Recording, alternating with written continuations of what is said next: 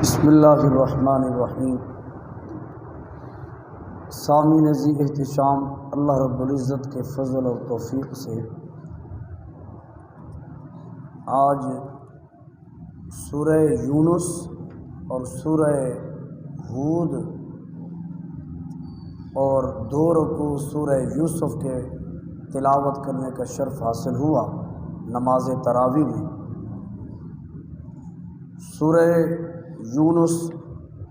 جس میں جناب حضرت یونس علیہ السلام کا تذکرہ ہے، اور اس صورت کے اندر دوزخیوں اور جنتیوں کے تذکرے بھی موجود ہیں، اور ایمان والے، نیک اعمال کرنے والے، انہیں اللہ رب العزت ایمان کی رہنمائی فرماتا ہے، وہ جنت میں ہوں گے ہمیشہ نعمتوں والی۔ ان کا کلام، ان کی گفتگو اللہ تعالیٰ نے ذکر فرمائی، دعواہم فیہا سبحانک اللہم وتحیتہم فیہا سلام۔ ان کی دعا اس جنت میں یہ ہوگی کہ وہ سبحانک اللہم وتحیتہم، اللہ تعالیٰ کی پاکی بولیں گے، اے اللہ تیری ذات پاک ہے، اور وتحیتہم فیہا سلام، اور ان کا ملنے کے وقت، خوشی کے وقت سب سے پہلا جملہ جو ہوگا وہ یہ ہوگا کہ سلام ہوئے تو یہ جنتوں کو اس وقت سب سے پہلے جنت کے اندر وآخر دعواہم ان الحمد للہ رب العالمین، اور ان کی دعا کا آخری جملہ جو ہوگا وہ یہ ہوگا کہ وہ الحمد للہ رب العالمین، یعنی اللہ کا شکر بجا لائیں گے، اللہ کی تعریف ذکر کریں گے۔ پھر خالق کائنات نے، اللہ جل مجد الکریم نے آیت نمبر 25 سورہ یونس کی، اس میں فرمایا واللہ یدعو الی دار السلام، لوگو اللہ تمہیں سلامتی کی طرف، سلامتی والے گھر کی طرف پکارتا ہے، بلاتا ہے، دعوت دیتا ہے، وَيَهْدِي مَن يَشَاءُ إِلَىٰ صِرَاطٍ مُّسْتَقِيمٍ، اور جسے چاہتا ہے وہ سیدھی راہ پہ چلا دیتا ہے۔ پھر دوزخیوں کا تذکرہ ہوا کہ وہ لوگ جنہوں نے برائیاں کمائیں، جزاء سیئۃ بمثلہا، تو کل قیامت کے دن برائی کا بدلہ اسی جیسا ہی ہوگا۔ یہ نہیں کہ یہاں کھیتی جیسے بندہ گندم بوئے تو امید لگائے جناب یہاں سے مجھے سیب ملیں گے، جو بویا ہے جو کاشت کیا ہے کاٹے گا بھی وہی، جو دنیا کی زندگی میں کمایا ہے کل قیامت کے دن اسی کے مطابق ہی اس جیسا صلہ ہوگا۔ وَتَرْهَقُهُمْ ذِلَّةٌ، جنہوں نے برائیاں کمائی ہیں ان پر ذلت کے تہوار چڑھے ہوں گے۔ مَا لَهُم مِّنَ اللَّهِ مِنْ عَاصِمٍ، اللہ تعالیٰ کے عذاب سے انہیں بچانے والا کوئی نہیں ہوگا۔ کأنما اغشیت وجوہم قطعا من اللیل مظلما، جہنمیوں کا، برائیوں کے کرنے والوں کے چہرے کی کیفیت قرآن ذکر کرتے ہوئے گویا کہ ان کے چہروں پر اندھیری رات کے ٹکڑے چڑھا دیے گئے، کالی شاہ رات جس طرح ہوتی ہے ان کے چہرے ایسے سیاہ ہوں گے۔ اولئک اصحاب النار، یہ دوزخی ہیں، ہم فیہا خالدون، اس میں ہمیشہ رہیں گے۔ وَيَوْمَ نَحْشُرُهُمْ جَمِيعًا ثُمَّ نَقُولُ، اب خالق کائنات کا یہ کلام ہے، اس کے اندر دوزخیوں کے جو کچھ سلوک ہونا ہے اس کا ذکر ہے۔ آج ایک کچھ طبقہ زیادہ پڑھا لکھا ہو کر وہ کہتا ہے اے سارے جنت جان گئے ہیں، مولویاں نے بنایا انہیں گلوں کہ انہوں نے کن اتھارٹی دیتی ہے جناب کافر نو جہنم بھیج دیں۔ یہ تو اللہ تعالیٰ کا، اللہ نے قرآن نازل کیا ہے اور اس کے کلام کو لا تبدیل لکلمات اللہ، اس کے کلمات کو تبدیل کرنے والا کوئی نہیں۔ ہاں نجات کا راستہ صرف حضور کی پیروی ہے، حضور کا کلمہ پڑھنا ہے، حضور کے دامن سے وابستہ ہونا ہے، حضور کی اطاعت اور فرما برداری ہے۔ پھر اسی سورہ یونس کے اندر آیت نمبر جو ہے جس کے اندر عید میلاد النبی حضور علیہ السلام کی آمد کی خوشی منانے کا تذکرہ ہے، آیت نمبر 58، قل بفضل اللہ وبرحمتہ فبذلک فلیفرحوا، اے حبیب اعلان کر دو کہ لوگوں اللہ کے فضل اور اس کی رحمت کے ملنے پر انہیں چاہیے کہ وہ خوشی کریں، وہ فرحت منائیں، کسی پیاری اور محبوب چیز کے پانے سے دل کو لذت حاصل ہوتی ہے، اسے فرحت کہا جاتا ہے۔ اس کا معنی یہ ہے کہ ایمان والے ہو، اللہ کے فضل اور رحمت پر خوش ہونا چاہیے ایمان والوں کو۔ اس نے نبی علیہ السلام کو بھیج کر، اور سب سے بڑی رحمت حضور کی ذات ہے، اللہ فرما رہا ہے رحمت کے ملنے پر ایمان والوں کو چاہیے کہ وہ فرحت منائیں۔ ہاں، جو ایمان نہیں رکھتے پھر وہ فرحت نہ منائیں، ان کو خطاب ہی نہیں ہے۔ فرمایا هو خیر مما یجمعون، اعلیٰ حضرت نے ترجمہ کیا فرماتے ہیں جو تم اللہ کی رحمت ملنے پر اور اس کے فضل کے ملنے پر خوشی مناؤ گے، اور اس فرحت منانے میں جو تم اظہار محبت کرو گے، جو تمہاری جمع پونجی خرچ ہوگی، تو فرمایا یہ سب کچھ سب دھن دولت سے بہتر ہے۔ اور یہی وجہ وہ حدیث پاک کہ ایک مرتبہ صحابہ کرام علیہم رضوان مسجد نبی شریف میں بیٹھ کر حضور علیہ الصلوۃ والتسلیم کی آمد کے تذکرے کر رہے تھے، حضور علیہ الصلوۃ والتسلیم کے احسانات کو یاد کیے ہوئے اللہ کا شکر ادا کر رہے تھے۔ امام الانبیاء علیہ السلام اپنے کاشانہ نبوت میں موجود تھے، گھر کے اندر۔ اللہ ہم سب کو لے جائے اور رمضان شریف میں حاضری کی سعادت نصیب فرمائے۔ وہاں جو گئے ہیں انہیں پتہ ہے حجرہ مبارک جو آج روضہ اقدس ہے، مسجد نبی شریف کے ساتھ متصل، تو صحابہ کرام علیہ رضوان مسجد نبی شریف میں بیٹھ کر حضور کی شانیں، حضور کی آمد کے ذکر کر کے اللہ کا شکر ادا کریں، حضور اپنے کاشانہ نبوت میں جلوہ کریں۔ تو حضور فوراً باہر آئے، صحابہ کرام علیہ رضوان کو فرمایا کہ تم یہاں بیٹھے کیا کر رہے ہو؟ ما اجلسکم، آج یہ جلسہ کیوں بنائے بیٹھے ہو، کیا کر رہے ہو؟ صحابہ کرام علیہ رضوان نے عرض کی ندعو اللہ ونحمدہ ومن اللہ علینا بک، او کما قال۔ صحابہ کرام علیہ رضوان نے عرض کی یا رسول اللہ ہم اللہ کا شکر ادا کر رہے ہیں، اللہ رب العزت کی حمد کر رہے ہیں اس بات پر کہ آپ کو اللہ تعالیٰ نے بھیج کر ہم پر بڑا احسان فرمایا ہے، ہم آپ کو یاد کر کے ہم اللہ تعالیٰ کا شکر ادا کریں۔ نبی علیہ السلام نے فرمایا قسم دو واقعتاً یہی کام کر رہے ہو؟ صحابہ کرام علیہ رضوان نے اس عمل پر قسم دی، یا رسول اللہ اللہ کی قسم ہم اسی لیے صرف بیٹھے ہیں اور ہمارا کوئی مقصد نہیں ہے، نماز بھی ہم پڑھ چکے ہیں اور جو بھی عبادتیں تھیں وہ کر چکے ہیں، یہاں اب ہم چند بندے جو بیٹھے ہیں ہم صرف اور صرف آپ کا تذکرہ کر کے اللہ کا شکر ادا کر رہے ہیں۔ ہم اسی بات تو حضور علیہ السلام نے فرمایا اے میرے صحابہ مجھے تمہارے عمل میں شک نہیں، میں نے قسم اس لیے لی تاکہ رہتی دنیا تک یہ دلیل اور حجت بن جائے کہ ہاں حضور علیہ السلام نے فرمایا میں کاشانہ نبوت میں تھا، اتانی جبریل، ابھی میرے پاس جبریل امین حاضر ہوئے اور انہوں نے آ کر کہا ان اللہ تعالی، اے حبیب آپ کے جو صحابہ مسجد نبی شریف میں بیٹھ کر آپ کی آمد کے تذکرے کر کے میرا شکر ادا کر رہے ہیں، جبریل جا میرے حبیب کو سلام بھی کہ اور انہیں جا کر بتاؤ کہ ان غلاموں کے اس عمل پر اللہ رب العزت ملائکہ کے سامنے فخر محسوس کر رہا ہے۔ ان اللہ تعالی یباہی بکم الملائکہ، کہ اللہ تبارک و تعالیٰ تمہارے ان غلاموں کی عمل کی وجہ سے ملائکہ کے سامنے فخر، اور وہ کیا کہہ رہا ہے؟ رب فرما رہا ہے اے ملائکہ تم کہتے تھے آدم کو پیدا نہ کر، دیکھو نا 5 انگلیاں برابر نہیں ہیں، سارے ایک جیسے نہیں ہیں، ایسے بھی میرے محبوب کے امتی ہیں کہ جو احسان فراموش نہیں ہیں بلکہ سب کچھ کر کے مسجد میں بیٹھ کر میرے محبوب کی آمد کے تذکرے کر کے میرا شکر ادا کر رہے ہیں کہ یا اللہ تو نے ہم پر احسان کیا۔ تو اس لیے امتی کو سعادت مندی ہونی چاہیے کہ حضور علیہ الصلوۃ والتسلیم کی آمد کی خوشی اطاعت اور محبت کا تقاضا ہی۔ پھر حضرت یونس علیہ السلام کا تذکرہ ہوا، اسی سورہ یونس کے اندر فرعون کی بھی بات ہوئی کہ جس وقت وہ غرق ہونے لگا تو اس وقت قرآن نے ان کی کلمے نقل کر دیے۔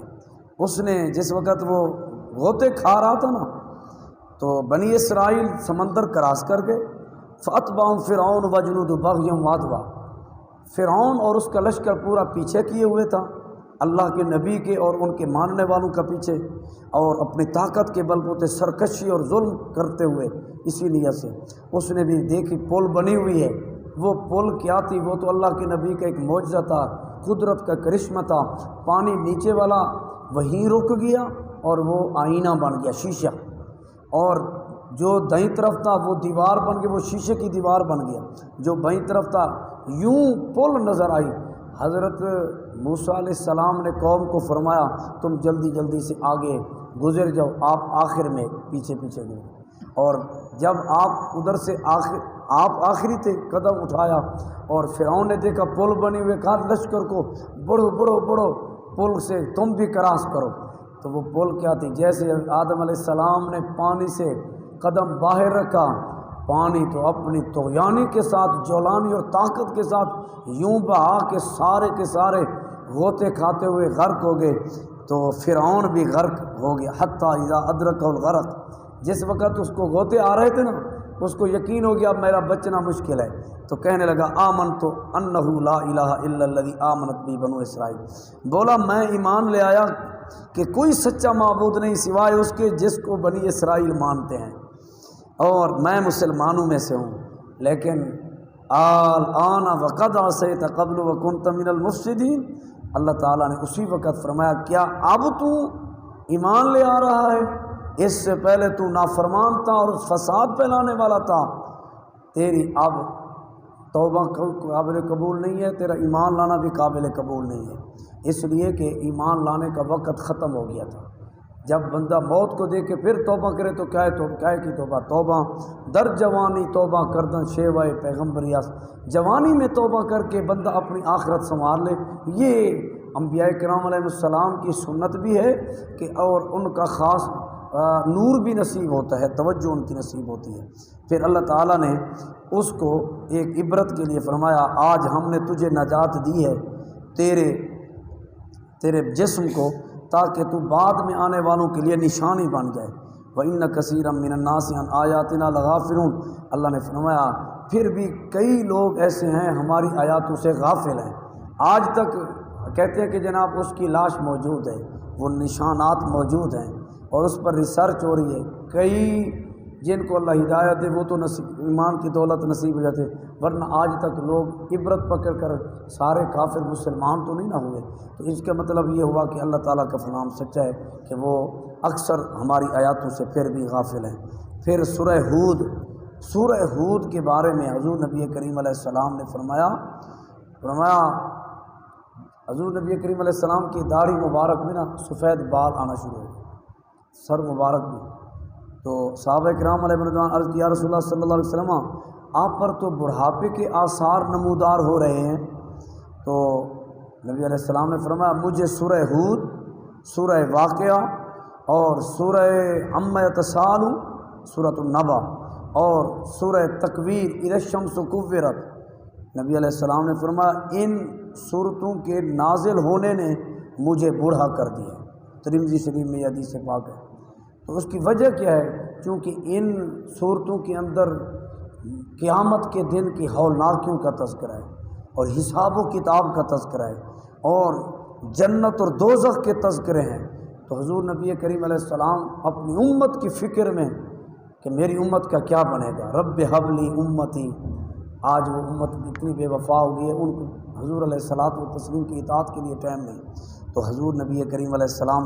اس سورہ ہود کی یہ شان بیان کی، اور اسی کے اندر پھر حضرت نوح علیہ السلام کا اور حضرت ثمود، حضرت یہ مختلف متعدد انبیاء کرام علیہ السلام کے واقعات ہوئے۔ میں چند لفظوں میں جناب حضرت نوح علیہ السلام کا تذکرہ کرتا ہوں، پھر اپنی گفتگو کو ختم کرتا ہوں۔ حضرت نوح علیہ السلام 950 سال زمین پر رہے، 40 سال کے بعد آپ نے اعلان نبوت فرمایا۔ اس کے بعد لگاتار لوگوں کو دعوت حق دیتے رہے، اسلام کی دعوت دیتے رہے، دین کی دعوت دیتے رہے، لیکن لوگوں نے ایک نہ سنی۔ قرآن کہتا ہے اس کی وجہ کیا ہوئی کہ وہ کہتے تھے کہ ما نراک الا بشرا مثلنا، ہم تو آپ کو نہیں دیکھتے مگر اپنے جیسا بشر۔ یہ وہ نظریہ ہے کبھی جن لوگوں کے دل میں نبیوں کے بارے میں اپنے جیسے ہونے کا نظریہ بیٹھ جائے وہ قوم کبھی ہدایت نہیں پا سکتی۔ سابقہ ساری امتیں گمراہ اس لیے ہوئی کہ جب ان کے نظریے یہ تھے کہ ہم تو آپ کو اپنے جیسا بشر ہی دیکھتے ہیں، جیسے ہم کھاتے ہیں تم ویسے کھاتے ہو، جیسے تمہارے دو ہاتھ ہمارے بھی دو ہاتھ، وہ اپنے جیسا بشر کہتے اور پھر ان کی اطاعت نہ کرتے۔ اور جن لوگوں نے کہا اگرچہ بظاہر ہماری جیسے شکل نظر آ رہی ہے لیکن یہ ہیں اللہ کے نبی، یہ نائب خدا ہیں،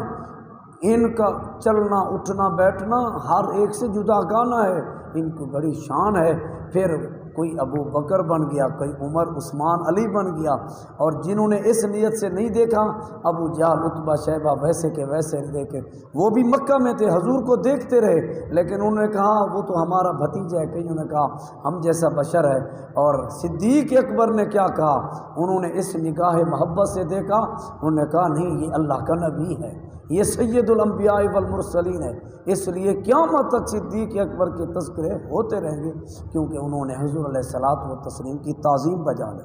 تو حضرت نوح علیہ السلام کو قوم چند گنتی کے بندے جو ہے نا وہ مسلمان ہوئے، پھر وہ مذاق اڑاتے تھے اور طرح طرح کی دھمکیاں دیتے۔ قرآن نے ان کا تذکر ذکر کیا تو ایک دن کہنے لگے یا نوح، اے نوح قد جادلتنا فاکثر، ہماری اور آپ کی بان نہیں آتی، آپ ہمیں اکثر دعوت حق دیتے رہتے ہیں، ہم سے جھگڑتے رہتے ہیں، ہم تمہاری مانتے نہیں ہیں، تو ڈراتا رہتا ہے کہ عذاب آ جائے گا، مان لو میری بات، تو فاتنا بما تعدنا ان کنت من الصادقین، لے آ وہ عذاب جس کا تو ہمیں ڈراتا رہتا ہے اگر تو سچا ہے۔ آپ نے فرمایا کہ اللہ تعالیٰ تم پر وہ عذاب لائے گا اگر وہ چاہے گا، لیکن جب عذاب آئے گا تو تم اللہ تعالیٰ کو تھکا نہیں سکتے، یا تم اللہ تعالیٰ تم کو عذاب دینے سے عاجز نہیں ہے۔ پھر بہرحال انہوں نے نصیحت کی لیکن وہ ایک نہ مانے۔ پھر حضرت نوح علیہ السلام کو اللہ تعالیٰ نے وحی کی کہ آپ کی قوم یہ ہرگز مسلمان نہیں ہوں گے سوائے چند ایک کے جو ایمان لا چکے ہیں، فلا تبتئس بما کانوا، اب ان کے کرتوتوں پر غم نہ کرو، اب تم ایک کشتی تیار کرو، ان کے سامنے تیار کرو اور یہ انہیں دیکھ رہے ہیں ہمارے حکم کے مطابق، ولا تخاطبنی فی الذین ظلموا انہم مغرقون، آپ نے بہت بڑا بیڑا تیار کیا، چوڑائی لمبائی مفسرین کرام نے لکھی بہت زیادہ لمبی چوڑی، تو کیونکہ آپ نے 1 سال درخت بوئے، 20 سال وہ درخت تیار ہوتے رہے، پھر ان 20 سالوں میں کسی ماں نے بچہ نہیں جنا، جتنے بچے تھے سارے بالغ ہو گئے، آپ نے دعوت حق دی وہ منکر ہو گئے، اب کوئی بچہ نہیں رہا، اس واسطے پھر اللہ تعالیٰ کا عذاب ان پر آیا۔ اب حضرت نوح علیہ السلام کشتی بنا رہے ہیں، وہ جب گزر سے گلیوں سے تو کہتے اتنا پانی بھی آئے گا بھلا، اتنا بڑے اونچا بیڑا تیار کر رہے ہیں، سمجھ سے بالا تر ہے۔ اللہ نے فرمایا اے نوح علیہ السلام ان سے بات چیت بھی نہیں کرنی ہے، ظالم لوگ، آپ کشتی تیار کرتے رہے، وہ بناتے رہے، جو بھی گزرتا مذاق اڑاتا، قال ان تسخروا منا فانا نسخر منکم کما تسخرون، تو حضرت نوح علیہ السلام بھی فرماتے ہیں آج اگر تم ہم پر ہنس رہے ہو تو ہم بھی تم پر ہنسیں گے جیسے تم ہم پر ہنس رہے ہو۔ اور پھر وہ وقت آ گیا، فسوف تعلمون من یاتی عذاب یخزی ویحل علیہ عذاب، یہاں تک کہ اللہ کا حکم آ گیا، پھر زمین بھی پانی نکال رہی ہے، آسمان بھی برسا رہا ہے، وفارت تنور ابلنے لگا، اس سے پانی اتنا نکلا۔ پھر اللہ تعالیٰ نے فرمایا اے نوح علیہ السلام اب اپنے جو تم پر ایمان لے ہیں انہیں کشتی پر سوار کرو، اور ہر جانوروں کی قسم میں سے نر مادہ جوڑے کو بھی، اور آپ اپنے اہل خانہ میں سے جو ایمان لا چکے ہیں اور جو آپ کی بیوی ہے اور آپ کا ایک بیٹا، فرمایا ان کو نہیں، وما آمن معہ الا قلیل، وہ ایمان نہیں لائے مگر تھوڑے۔ حضرت نوح علیہ السلام نے ان کو سوار کیا، بسم اللہ مجریہا و مرساہا ان ربی لغفور الرحیم، یہ کلمے پڑھ کر، اسی لیے جہاز پر سوار ہوں تو کہا جاتا ہے یہ آیت پڑھی بسم اللہ مجریہا و مرساہا ان ربی لغفور الرحیم، یہ آیت نمبر 41 ہے سورہ ہود۔ تو پھر کشتی انہیں لے کر چلی موجوں کے اندر، کل جبال جیسے پہاڑ ہو، وہ اتنا پانی اونچا ہو گیا تھا اس پر کشتی بھی پہاڑ کی طرح نظر۔ ونادى نوح ابنہ، حضرت نوح علیہ السلام نے اپنے بیٹے کو پکارا، وکان فی معزل، وہ ایک کنارے میں تھا، پانی میں غوطے کھا رہا تھا۔ فرمایا یا بنی ارکب معنا، اے بیٹے میرے ساتھ سوار ہو جا، ولا تکن مع الکافرین، کافروں کی سنگت اختیار نہ کر۔ لیکن جس وقت بندہ کافر ہو جائے یا اللہ کے نبی کا بے ادب ہو جائے، چاہے جتنا بڑا نسب ہو، پھر اس کو ہدایت نصیب نہیں ہوتی۔ اب کیا ہوا؟ قال سآوی الی جبل یعصمنی من الماء، کہنے لگا ابا جان میں ان قریب وہ پہاڑ میں نظر آ رہے، میں اس کے جا کر سہارا لے لوں گا، وہ مجھے پانی سے بچا دے گا۔ آپ نے فرمایا لا عاصم اليوم من امر اللہ، اللہ کے عذاب سے آج تجھے کوئی بچانے والا نہیں ہے سوائے اس کی جس کے پر اللہ مہربانی فرمائے۔ وحال بینہم الموج، بس اتنا بات چیت ہوئی، ادھر سے موج آئی اور ان کے درمیان حائل ہوگی، اور فکان من المغرقین، وہ غرق ہونے والوں میں سے ہو گیا۔ یہ ان کا انداز کیا تھا؟ یہ بیٹا اور حضرت نوح کی اہلیہ یہ ظاہراً ایمان ظاہر کرتے تھے، لیکن منافقانہ رویہ، حضرت نوح علیہ السلام کے جو دشمن ہوتے ان کو جا کر آپ کی خفیہ پالیسیاں اور آپ کے خلاف سرگوشی اور بھڑکاتے تھے، دشمنی عداوت بھڑکاتے تھے، ان کا ساتھ دیتے تھے، اور وہ ہر آئے دن حضرت نوح علیہ السلام کو ستاتے تھے۔ تو اس جرم کی وجہ سے اللہ نے ہمیشہ کے لیے ان کو مردود کر دیا ہے۔ اس سے ایک مسئلہ یہ بھی ثابت ہوا کہ اس میں نوح علیہ السلام کا کوئی قصور نہیں، کیونکہ انہوں نے اللہ کے نبی کی بے ادبی کی، جس کی وجہ سے اصول اللہ کے ہاں ایک ہی ہے، جو نبی کی گستاخی کرتا ہے، بے ادبی کرتا ہے، جتنے مرضی وہ حج کیے ہوئے ہو، جتنے مرضی جناب پروٹوکول جو مرضی ہو، سب رائے گاں ہو جاتا ہے، اس کے ایمان بھی چلا جاتا ہے، اعمال بھی ضائع ہو جاتے ہیں۔ تو پھر اس موقع پر اللہ تبارک و تعالیٰ کہتا ہے، پھر جس وقت وہ سلسلہ ختم ہو گیا، پھر اللہ نے فرمایا یا ارض ابلعی ماءک، اے زمین تو پانی اپنا جذب کر لے، ویا سماء اقلعی، اے آسمان تو تھم جا۔ تو یہ سارا سلسلہ تھا تو حکم ربی، جیسے ہی اللہ تعالیٰ کا زمین کو حکم، زمین پانی جذب کرنے لگی، آسمان تھم گیا، بالکل سب کچھ وغید الماء، پانی خشک ہو گیا، اللہ کا حکم پورا ہو گیا، اور وہ کشتی جودی پہاڑ پر جا کر ٹھہری۔ اور وقیل بعدا للقوم الظالمین، پھر اللہ تعالیٰ نے حضرت نوح علیہ السلام سے خطاب کیا، فرمایا اے نوح علیہ السلام، آپ نے کہا اے میرے رب میرا بیٹا میرے اہل میں سے ہے اور تو اس کو معاف کر دے۔ اللہ نے فرمایا یا نوح انہ لیس من اہلک، وہ اے نوح تیرا بیٹا تیرے اہل میں سے نہیں ہے، تیرے لائق نہیں ہے بیٹا بنا، انہ عمل غیر صالح، کیونکہ اس کے برے اعمال ہیں، وہ نالائق ہے۔ تو جب نبی کا بیٹا ہیں وہ اللہ کے نبی کی بے ادبی کر کے ہمیشہ کے لیے رائے گاں اور دھتکارا گیا، اس کو نسب کام نہ دے۔ آج کے لوگ گستاخوں کی حمایت کر کے، کوئی فرانس کی حمایت کرتا ہے، کوئی جناب آسیہ ملونہ کو رہا کرواتا ہے، اور کوئی مرزائیوں کی حمایت کرتا ہے، کوئی مرزائیوں سے اظہار ہمدردی رکھتا ہے، پھر بتائے تو صحیح کلمہ رسول اللہ کا پڑھ کر تو منافقانہ رویہ نہیں تو اور کیا ہے، کل قیامت کے دن پھر شفاعت مصطفیٰ نصیب ہو جائے گی، ایسا ہرگز نہیں ہوگا۔ پھر فرمایا فلا تسألنی ما لیس لک بہ، اے نوح آج کے بعد ان کے بارے میں سوال نہ کرنا، انی اعظک ان تکون من الجاہلین۔ پھر حضرت نوح علیہ السلام نے اللہ تبارک و تعالیٰ کی بارگاہ میں عاجزی انکساری کی، وَإِلَّا تَغْفِرْ لِي وَتَرْحَمْنِي أَكُن مِّنَ الْخَاسِرِينَ۔ تو برادران اسلام، یہاں